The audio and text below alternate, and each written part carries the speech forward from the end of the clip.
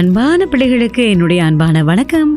இன்று நான் நினைக்கிறேன் அழகான ஒரு கைவேலையை செய்யலாம் என்று. இன்றைக்கி நான் நினைத்தேன் ஒரு சின்ன நண்டு, அதாவது கிரப் ஒன்று செய்வோம் என்று நான் நினைத்தேன். அதுக்காக நான் தெரிவு செய்திருக்கக்கூடிய கடதாசியினுடைய நிறம் சிவப்பு. இதோ இன்றைக்கு கொஞ்சம் கைவேலைகள் அதிகமாக இருக்குது. ஆனாலும் பிள்ளைகளை நாங்கள் ஊக்குவிக்கிறோம். ரொம்ப கடினம் இல்லை, நீங்கள் இதை கொஞ்சம் இலகுவாக செய்து கொள்ளலாம்.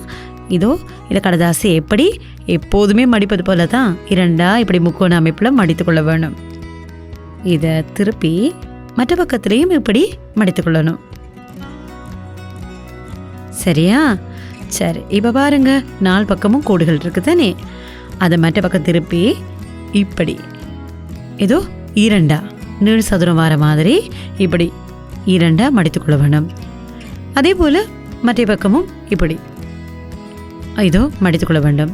இப்போ பாருங்கள், நாங்கள் மடித்தெடுக்கும் போது எத்தனை கோடுகள் வருது தானே, அதை திருப்பி இதோ நட்சத்திரம் போல் இருக்கக்கூடிய இந்த பகுதியை இப்படி சேர்த்து இதோ இப்படி முக்கோணம் வர மாதிரி இப்படி அழுத்தி கொள்ள வேணும். இனி இது இருக்குதானே, இதை ஒரு பக்கத்தை மேல் பக்கத்தை மட்டும் எடுத்து இப்போ நாங்கள் நினைப்போமே இந்த பக்கம் திரும்பிக் கொள்வோம். இப்படி திருப்பி இதோ ஒரு பக்கம் இருக்கிறது தானே, இப்போ 4 இருக்கிறது தானே, 4 பக்கங்கள் இருக்கின்றன தானே, அதை மேல் பக்கம் இருக்கக்கூடிய மாதிரி நாங்கள் செய்து கொள்ளலாம். கீழ் பக்கத்தை வைத்துக்கொண்டு இப்படி மேல் பக்கத்தை ஒரு பக்கமாக இப்படி ஒரு கடதாசி எடுத்து இந்த நேராக கோடு இருக்குது தானே, இந்த கோட்டுக்கு ரொம்ப கிட்ட எடுக்காமல் கொஞ்சம் நகர்த்தி இப்படி மடித்து எடுத்துக்கொள்வோம். சரியா? அதை மற்ற பக்கமும் இப்படி மடித்து கொள்வோம். இனி 2வது கடதாசி இருக்குது தானே, இந்த மடிப்பு, இதையும் எடுத்து அதே மாதிரி இப்படி மேல் நோக்கி நாங்கள் மடித்து வைத்து கொள்வோம். சரியா? இப்போ பார்த்தீங்க தானே, ஏதோ இந்த பக்கம் திருப்பி எடுக்கும்போது பாருங்கள், கீழ் பக்கத்தை எடுத்து மேல் நோக்கி கொஞ்சமாக மடித்து கொள்வோம். திரும்பவும் இந்த பகுதி இருக்குது தானே, இதை இப்படி கீழ் நோக்கி நாங்கள் மடிப்போம் கீழ்ப்பக்கமாக. இப்போ பாருங்க, திருப்பி பாருங்க, எவ்வளோ அழகான நண்டு குட்டி, சின்ன ஒரு நண்டு, சிறிய நண்டு. இப்போ இதுக்கு நாங்கள் கண்ணை வரைஞ்சுவோம். இதோ இப்படி.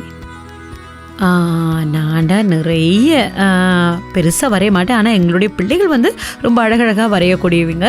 ஆகவே நீங்கள் அழகாக கண்களை வரைந்து இப்படி வாய் போல் இப்படி அமைப்பையும் கீறி இது போல் நிறைய செய்யலாம். உங்களுக்கு இன்னும் இதை படித்துக்கொள்ள முடியாவிட்டால் மீண்டும் ஒரு முறை நீங்கள் பாருங்கள், எங்களுடைய வீடியோக்களை பாருங்கள். அதே போல் நீங்கள் அழகாக வரையக்கூடியவங்க. இனி இது அவ்வளோ கடினம் இல்லை தானே இது செய்யும்போது. நாங்களும் கிராப்ஸ் நிறைய செய்வோம். சரியா? நண்டுகளை நிறைய செய்வோம். ஆகவே அப்படி நிறைய செய்து இனி நாங்கள் செய்யக்கூடிய வீடியோக்கள் நீங்கள் பார்க்கும்போது கடலையெல்லாம் அழகாக நாங்கள் செய்து இந்த மாதிரி நிறைய நண்டுகளை செய்து சமைப்போம். தொடர்ந்து எங்களோட இணைந்திருங்க. நன்றி பிள்ளைகளே.